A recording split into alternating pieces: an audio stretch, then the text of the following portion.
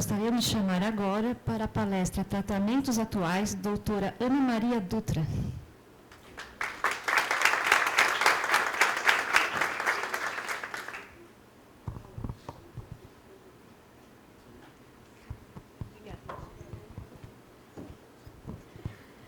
Olá, bom dia. Estou muito feliz em estar aqui. Eu queria, antes de começar, só esclarecer um ponto. A gente começou esse evento ano passado.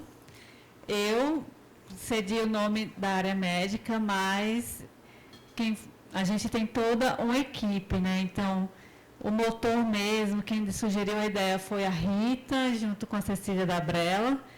Por quê? A gente sabe que o ABC é uma região imensa, com muitas pessoas, a gente tem muitos pacientes. E não dá para centralizar tudo em São Paulo, né? Fica muito distante para os pacientes. Além disso, a gente vê que a faculdade ela tem uma vocação para ser o centro no ABC de acolhimento desses pacientes, porque por uma conjuntura, a gente reúne muitos profissionais com uma formação muito qualificada e que tem interesse em trabalhar com esses pacientes. Então, é uma vocação da faculdade desempenhar esse papel. E a gente tem esse ambulatório nas últimas quintas-feiras, com apoio da faculdade, com apoio da Brela, e que eu aprendo todos os dias. Quando a gente se reúne, eu aprendo sempre com a Rita, a Najara, a gente vê realmente a excelência do trabalho delas, a Cláudia, e quem mais de voluntário tiver para participar, eu sei que a gente vai aprender muito. Então, eu vou falar um pouquinho sobre o tratamento medicamentoso na ELA, tá? Então, o tratamento, vou focar um pouco mais no tratamento modificador de doença. Que a gente sabe que o tratamento é toda a equipe multidisciplinar, toda a equipe de profissionais, isso também é tratamento, mas agora, nesse momento, vamos falar um pouquinho o que a gente tem de medicação. E assim, é uma doença desafiadora, né? Porque existe uma dificuldade, está todo mundo procurando um tratamento para curar ela, não é porque a doença está esquecida, não. Tem muita gente procurando, mas ainda não conseguimos um tratamento para restaurar a função daquele neurônio que foi perdido. E os tratamentos atuais, o objetivo que existe hoje é focar numa lentificação do processo, é deixar a doença mais lenta, porque ainda não é possível restaurar a função do neurônio motor. E a gente ainda precisa avançar muito nesse aspecto, né? Então, quais são os motivos que acontecem dessa dificuldade? A gente sabe que, no momento, por mais rápido que seja o diagnóstico de um paciente, a gente sabe que ele ainda é um diagnóstico tardio. Porque os exames que existem, eles detectam a perda do neurônio, quando o neurônio já morreu. A gente precisaria de um método para detectar quando esse neurônio ainda está viável e quando ele está prestes a perder a função, mas até o momento não existe. A gente sabe que os pacientes eles são muito diferentes entre si. Né? Tem pacientes que evoluem muito rápido, tem pacientes que evoluem muito devagar, tem paciente que começa jovem, paciente que começa depois dos 80 anos. Então, talvez sejam diferentes doenças que se manifestam da mesma forma, com a degeneração do neurônio motor. Isso é uma dificuldade também. E com o avanço genético, a gente viu que vários genes podem causar a degeneração do neurônio. E, portanto, nós temos fisiopatologias distintas, então, mecanismos de adoecimento distintos. Isso é a dificuldade. Aqui é só uma figura para ilustrar como que é difícil. Aqui é um neurônio, tá? O neurônio motor, a representação dele, e ele tem várias organelas dentro dele, várias células. Cada gene desse... Oi? Ah, tá. Obrigada, doutora. Ah, aqui. Cada gene que está descrito aqui codifica uma proteína que vai fazer uma determinada função e que, quando ela não funciona bem, pode causar degeneração do neurônio. Então, você vê aqui ó, que são várias proteínas. E cada dia se descobre mais. Então, existem várias formas de se causar dano nesse neurônio. Por isso que é uma doença tão complexa. E quando esse neurônio aqui ele é danificado, a gente vai ter uma perda da função muscular, porque ele que é responsável por mandar mensagem para o músculo. Então, a gente vê aqui que são várias doenças diferentes realmente. Como que a gente mede a progressão da doença? Então, os estudos utilizam escalas clínicas, né? Essas escalas elas vão avaliar a força, capacidade de deglutição, de deambulação do paciente, e a gente vai acompanhar, eles acompanham os pacientes ao longo do tempo aplicando essas escalas. E em todos os estudos a gente vê que tem pacientes que vão progredir mais lentamente, que essa curvinha aqui de queda ela vai menos pronunciada, pacientes com progressão intermediária e pacientes realmente que vão caindo muito rápido nessa escala. Então, essa é a forma de avaliação de uma medicação nos estudos. E a dificuldade de ensaios clínicos. Então, eu estou trazendo aqui o exemplo muito recente que aconteceu com essa associação do túdica com fenilbutirato, né, o Relivre. Ele foi aprovado pela FDA em 2017, com o estudo de fase 2, que foi esse estudo central. Que esse estudo contemplou 137 pacientes e ele apresentou como um desfecho positivo. Com esse desfecho positivo, ele foi distribuído, né, foi lançado. Muitos pacientes aqui no Brasil importaram essa medicação, porque realmente é o que tem, de novo, o paciente tem condições.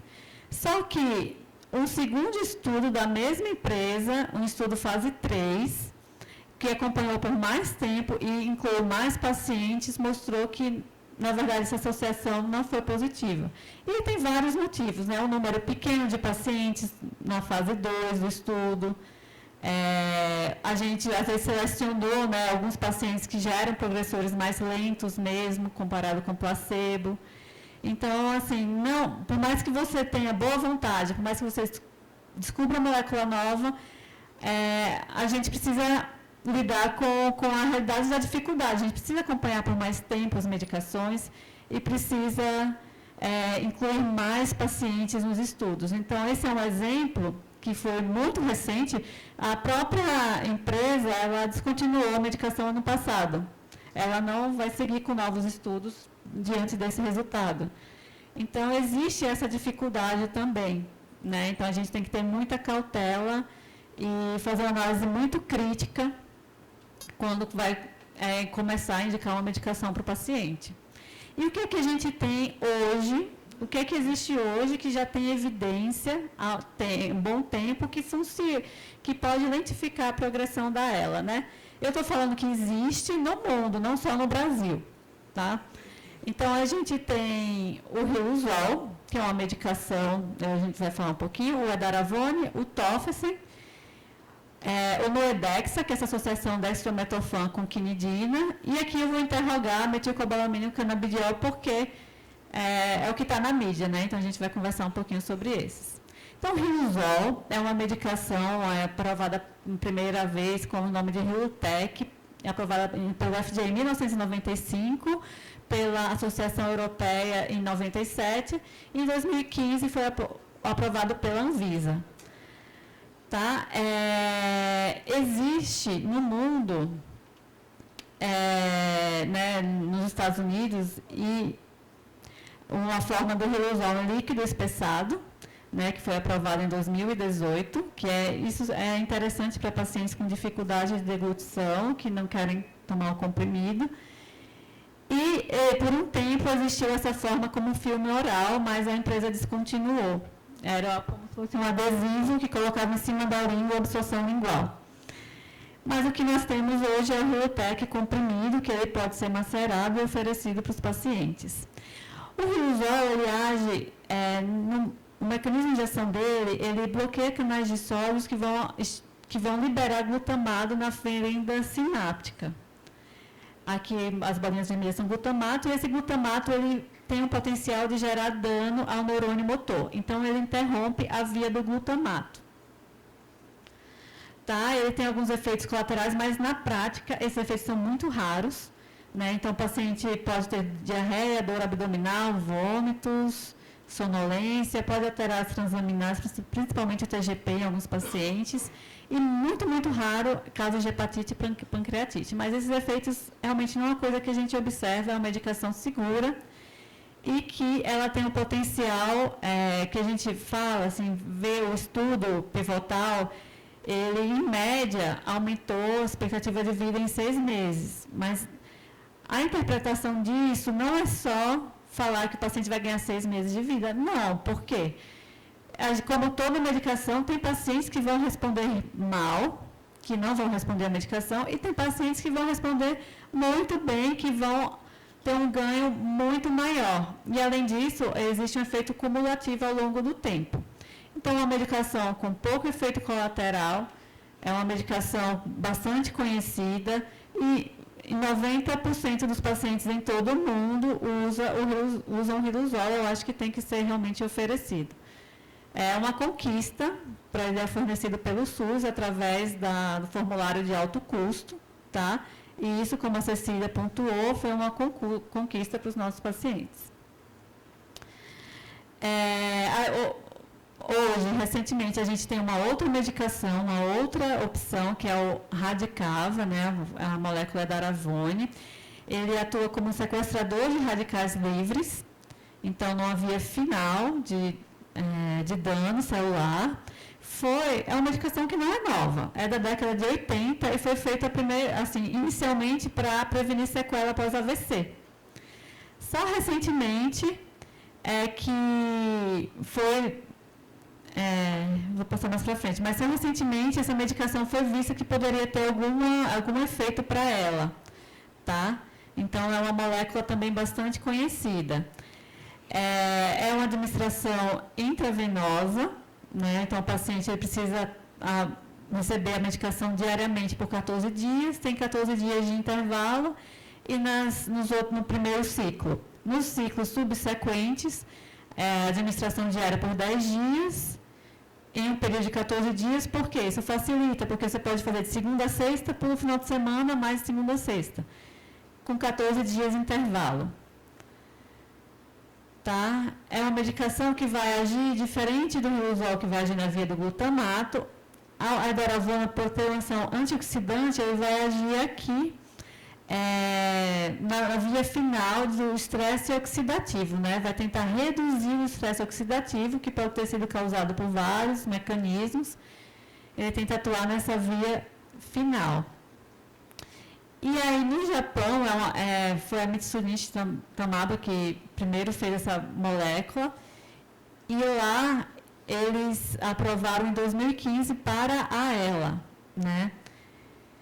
A gente vê em 2017 os Estados Unidos tiveram aprovação, entre 2018 e 2023 vários países como Canadá, Suíça e Austrália, e no Brasil a Anvisa reconheceu, né, ela liberou essa molécula em 2024, muito recentemente.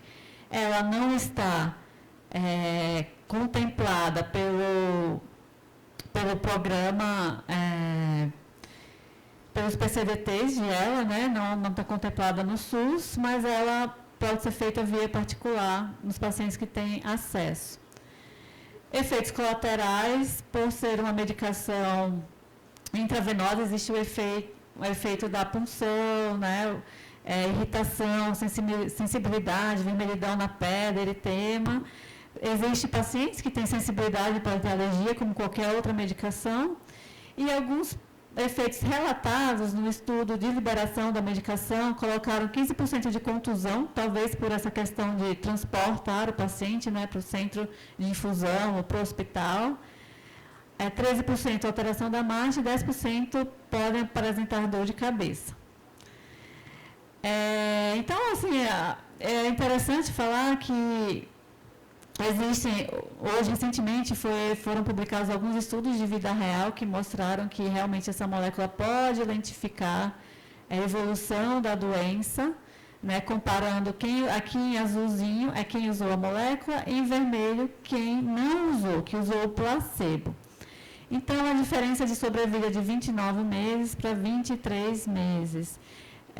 num período de 2 anos. E que tem sido sendo feito na prática é tentar usar essa medicação pelo menos por um ano ou 2 anos, e parece que o efeito dela é melhor. Também é melhor quanto mais precoce, e para aqueles pacientes com uma evolução mais rápida, ela parece também ter um melhor efeito.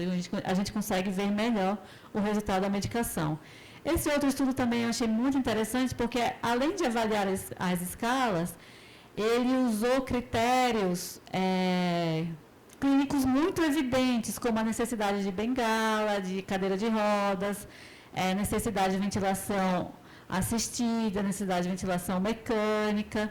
Então, quem usou a edaravona e vê, eles demoraram mais tempo para atingir esses marcos, e o que mais assim, pronunciado a necessidade de ventilação mecânica, tá? Foi um dos efeitos mais pronunciados, comparando com o placebo. Também uma medicação que está em vias, né? Quem trabalha com ela, a maior parte dos colegas, eles estão cada vez prescrevendo mais, a gente está cada vez ganhando mais experiência. Inicialmente eu mesmo tinha uma resistência, porque os primeiros estudos tinham estudos negativos, mas com essas novas evidências de mundo real, a gente fica mais seguro, e até porque os efeitos colaterais não são tão grandes assim, são raros. E é uma medicação que a gente precisa agora ganhar experiência para decidir, né, junto com a sociedade, junto com a equipe médica e os pacientes, para decidir se isso vale a pena a gente brigar para incluir no SUS, no Sistema Único de Saúde. A princípio, sim, porque dentro do que existe, é uma medicação que pode ter um efeito positivo para uma doença que é tão grave. E agora, o que a gente tem de mais novo é a terapia genética, né? A terapia genética, a gente sabe que, como os meninos mostraram, a genética é a menor parte dos pacientes. De 5 a 10% dos pacientes vão ter a doença genética. E para alguns genes específicos, a gente está estudando, assim, já tem a medicação Tofersen, que foi lançada em 2023. A gente sabe que quando o paciente tem uma mutação nesse gene do SOD1, ele pode se beneficiar dessa terapia, que é com nucleotídeo antissense. Isso representa o que em relação a ela? São 2% dos pacientes com ela, né? Muito pouco, mas é um caminho, né? É o início de um caminho. E 11% dos pacientes com ela familiar. Então, é um mecanismo de ação que a gente também está ganhando experiência. É uma primeira terapia genética para ela. E, assim, isso abre um leque, abre um caminho, né, de esperança para novos tratamentos. A aplicação é intratecal, ou seja, a gente vai com uma agulha na região lombar do paciente aqui, entra num espaço que se chama de um espaço licórico, onde você vai tirar um pouquinho de líquor, que é o líquido que existe, envolve o cérebro e a medula, e vai colocar a medicação. É um esquema definido, né? Então são 100 miligramas no dia 1, 14 e 28, e depois a cada 28 dias.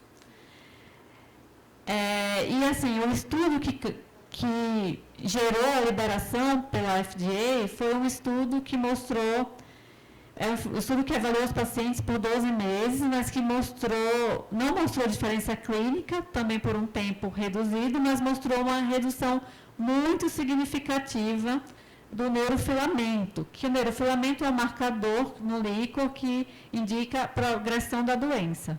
Então, se ele está muito alto, a doença está muito avançada. Se ele está baixo, a doença está no começo.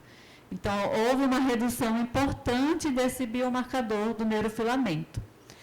E a gente acompanha também podcasts, entrevistas das pessoas da área que trabalham nesses estudos, né? Então, no último mês, o responsável que está seguindo esses pacientes, o estudo Velo, que está seguindo esses pacientes até hoje, ele vai publicar ainda o artigo, mas ele relatou que alguns pacientes podem ter melhora. e que isso é a mudança de paradigma, porque na ela a gente não espera que com o tratamento ele venha trazer melhora, espera que a doença se estabilize. Então, a continuidade do trabalho desse estudo velho parece que vai mostrar alguns pacientes que recuperaram alguma força muscular em alguns grupos. Então, também é um começo, né, para a gente vislumbrar tratamentos específicos para cada paciente, né? Então, um tratamento específico para aquele gene, você pode ser que tenha alguma melhora. Tem efeitos adversos, tá? Então, como a aplicação intratecal, você pode produzir anticorpos contra a medicação no líquor, pode ter risco de meningite, hipertensão intracraniana, mieloradiculite. Então, assim, não é inócuo, é uma boa esperança, mas esses pacientes têm que ser acompanhados muito de perto, e o critério para a seleção também tem que ser alto nesses pacientes. Outra medicação que também é uma surpresa, assim, é uma medicação antiga, que já era usada, essa molécula dextrometorfan já era usada como antitussígeno na década de 80. E aí, por uso, pela prática clínica, alguns pacientes que tinham o transtorno do afeto pseudobulbar, que é um sintoma que pode afetar alguns pacientes com ela, eles tinham melhora desses sintomas com essa medicação. E aí agora, recentemente, alguns estudos foram publicados que, além do tratamento para o afeto pseudobulbar, essa medicação pode também apresentar uma melhora realmente da musculatura bulbar, melhora da fala, da deglutição e da salivação. Tá? Então, aqui está um estudo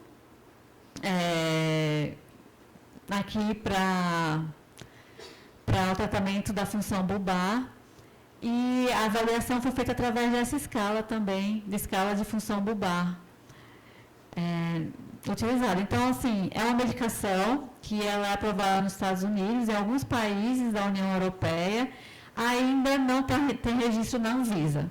Mas é importante a gente saber que existe, né? A gente tem que, se a gente não sabe que existe, a gente também nunca vai solicitar, não vai gerar a demanda. Então, existe essa medicação. Ela age como modulador de receptores NMDA que podem modular a função de outros receptores serotoninérgicos e acetilcolínico e receptores acetilcolina nicotínicos. Então, ela tem uma função mais ampla do que a que se pensava inicialmente. Vamos falar da metilcobalamina, porque a gente sabe que é uma vitamina, é uma forma ativa da vitamina B12. E a gente sabe que muitos colegas na prática clínica prescrevem. Existe um papel, né? E assim, qual é a teoria, qual é o racional? É que a vitamina B12 é essencial para o metabolismo celular e tem muitos benefícios no neurônio motor e no neurônio sensitivo de forma geral. Tá? Ela também poderia atuar como efeito neuroprotetor. Mas a evidência para o uso dela é limitada. A gente sabe que é muito mais da prática clínica, o conhecimento mais empírico. E também não é tão fácil assim. É uma injeção intramuscular 2 vezes por semana. É doloroso e não é barato. Tá? É caro. Então, a gente também precisa ser criterioso para quem que a gente vai passar essa medicação. Evidência clínica, cada vez mais, assim, estudos selecionando tipos de paciente, então, pacientes que têm evolução moderada e antes dos 12 meses da doença, podem ter um benefício. Então, assim, se a gente leva um ano para diagnosticar a doença, então vai ser mais restrito ainda aqueles que a gente vai passar nessa medicação. Mas existe, sim, não estaria errado prescrever essa medicação, existe evidência que ela pode ter benefício, sim. E aí eu vim falar do canabidiol porque eu sei que todo mundo assistiu a reportagem do Fantástico, mostrando que o canabidiol trataria todas as doenças difíceis que existem. Assim, existe um papel, né? Existe um sentido no CBD, né?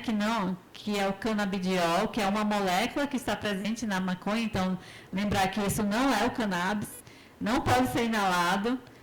Nenhum neuropsicotrópico deveria ser utilizado de forma inalatória, porque isso causa prejuízo, isso já é bem estabelecido, mas o canabidiol tem algum papel em algumas doenças, né? E ele vai assim, o papel dele é como sintomático, então ele não modifica a doença. Então, pode ser que tenha um papel na espasticidade, como tem na esclerose múltipla, né? A forma, o Sativex, que é uma forma spray, que ele pode melhorar as câimbras, pode melhorar a rigidez muscular, pode ter um papel na dor neuropática, na perda de apetite, de peso, em alguns pacientes na depressão, porém, ele tem efeitos adversos bem pronunciados. Então, pode dar tontura, sonolência excessiva, adinamia, perda da vontade, né? Perda da volição, da vontade de participar das atividades. E o muito mais grave é o risco psiquiátrico, né? Pode pensamentos intrusivos, pensamentos desagradáveis, pode dar ansiedade, paranoia. E pode ser um gatilho para o desenvolvimento de outras doenças mentais. Então, a gente tem que ter muito cuidado, a gente precisa esperar os estudos clínicos, os ensaios clínicos, porque os que existem hoje são ensaios, são trabalhos retrospectivos de pacientes que já usavam a cannabis por outros motivos. Então, é muito baixa evidência. E lembrando, mais uma vez, ele não aumenta a sobrevida, não é modificador de doença. Tá? E outra linha de tratamento que eu queria aproveitar a oportunidade para falar, que esse projeto HOPE também é uma linha de pesquisa. Esse médico aqui, o Dr. Richard Betlar, que é do Departamento de Neurologia de Duke, e ele é bem polêmico na comunidade científica. Ele é um dos médicos que tem a maior série de pacientes com progressão lenta ou que reverteram alguns sintomas de ela. Isso é muito, muito, muito raro. Muito raro acontecer. Ele tem 48 pacientes ao redor do mundo. Só que o que ele fala, na verdade, que a gente observa nos nossos pacientes aqui, mesmo aqueles assim, que não tiveram melhora dos sintomas, mas a gente tem pacientes que realmente progridem mais lentamente, que têm uma evolução mais favorável, não tão rápida como outros. E o que a gente observa é que a maior parte dos pacientes que progridem lentamente, eles têm uma grande quantidade, né, de esperança. A gente não sabe, será que isso é a causa da lentificação, da progressão, ou talvez um efeito, né? Mas o que é a esperança? A esperança não seria algo abstrato, como um sentimento de alguma condição futura que vai acontecer. Não, a definição de esperança que ele usa é uma combinação de otimismo e de atitude, né? Uma ação mais esperançosa, né? Um estado de positividade, que a pessoa tem objetivos, tem rotas e tem uma motivação. Não é apenas um estado de emoção ou um sentimento na hora, mas é uma estratégia, ou só uma estratégia. Tem que ser vista de forma sistemática como um tratamento.